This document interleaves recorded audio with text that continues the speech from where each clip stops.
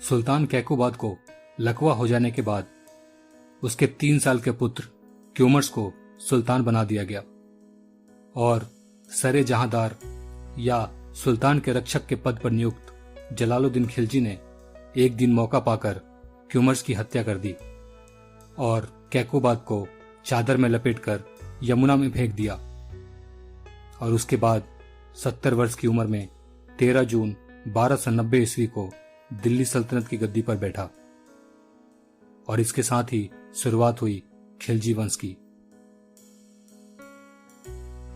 Hello दोस्तों, स्वागत है आप सबका। दोस्तों, अगर अभी तक आपने इस चैनल को सब्सक्राइब नहीं किया है तो प्लीज सब्सक्राइब कर लें और बेल आइकन पर क्लिक करें ताकि मेरे आगे आने वाले वीडियोस के बारे में आपको पता चलता रहे। दोस्तों, बात करते हैं खिलजी वंश के बारे में। भारत आने से पहले खिलजी अफगानिस्तान में उस स्थान पर निवास करते थे जिसे खिलजी कहा जाता था, इसलिए इन्हें खिलजी कहा जाने लगा।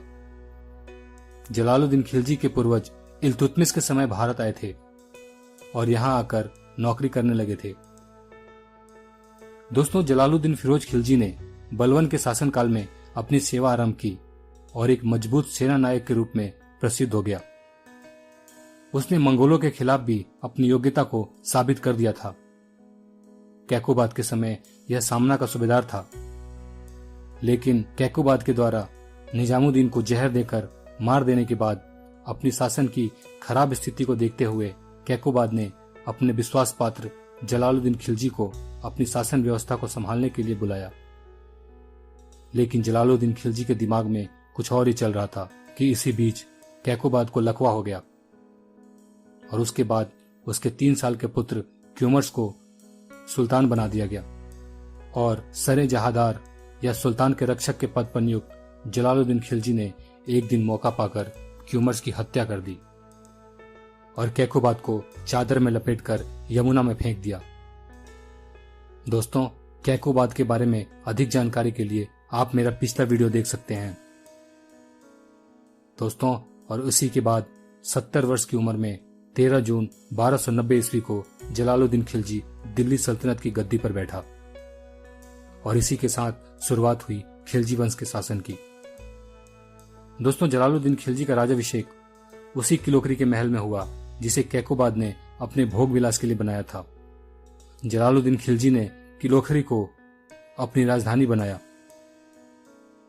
दोस्तों, कहा जाता है कि जलालुद्दीन खिलजी एक उदारवादी और रक्तपात से नफरत करने वाला राजा था। जलालुद्दीन का कहना था, मैं एक वृद्ध मुसलमान हूं और मुसलमान का रक्त बहाना मेरी आदत नहीं है। जलालुद्दीन खिलजी पहला राजा था जिसने अपने विरोधियों का दमन नहीं किया बल्कि उन्हें संतुष्ट करने का प्रयास किया।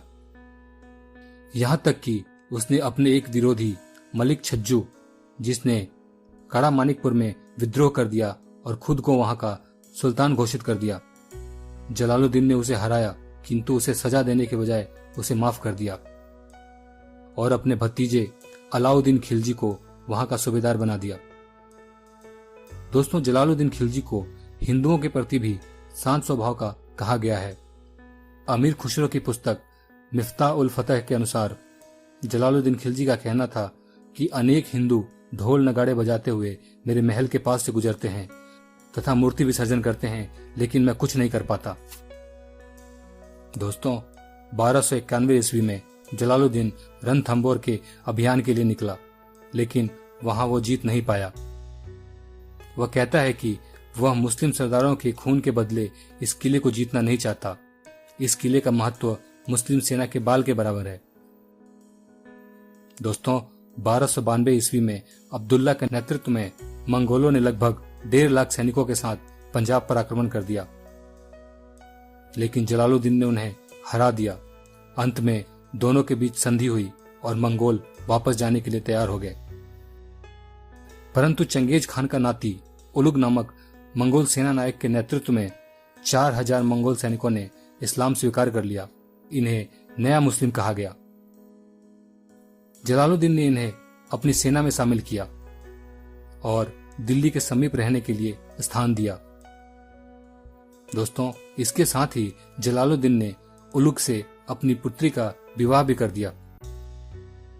दोस्तों, कहा जाता है कि जलालुद्दीन ने ईरान के धार्मिक पारिक सिद्दी मौला को हाथी के पैरों के नीचे कुचलवा कर मरवा दिया था।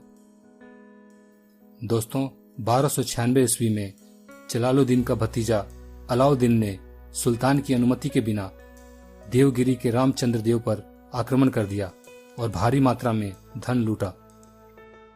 इससे जलालुद्दीन खिलजी नाराज हुआ, लेकिन सुल्तान से माफी मांगने और लूटे हुए धन को सौंपने के बहाने अलाउद्दीन ने अवध में अपने विश्वास पात्र इख्तियारुद्दीन हुद की सहायता से जलालुद्दीन खिलजी का गला काटकर हत्या कर दी और खुद सुल्तान बन गया। दोस्तों, इसी के साथ ही खिलजी वंश के पहले शासक जलालुद्दीन खिलजी का अंत हो गया। दोस्तों, अलाउद्दीन खिलजी के राज अभिषेक पर बर्नी ने अपनी किताब में लिखा है कि सुल्तान के कटे हुए सर से अभी भी खून टपक ही रहा था कि शाही चंदोबा अलाउद्दीन खिलजी के सर पर रखा गया और उसे सुल्तान घोषित कर दिया गया। दोस्तों, हम अपने अगले वीडियो में अलाउद्दीन खिलजी के बारे में जानने का प्रयास करेंगे। दोस्तों, आपको ये वीडियो कैसा लगा कमेंट बॉक्स में लिखकर जरूर बताएं और अगर आपको ये वीडियो पसंद आया हो तो प्लीज लाइक और शेयर करना ना भूलें। Thank you.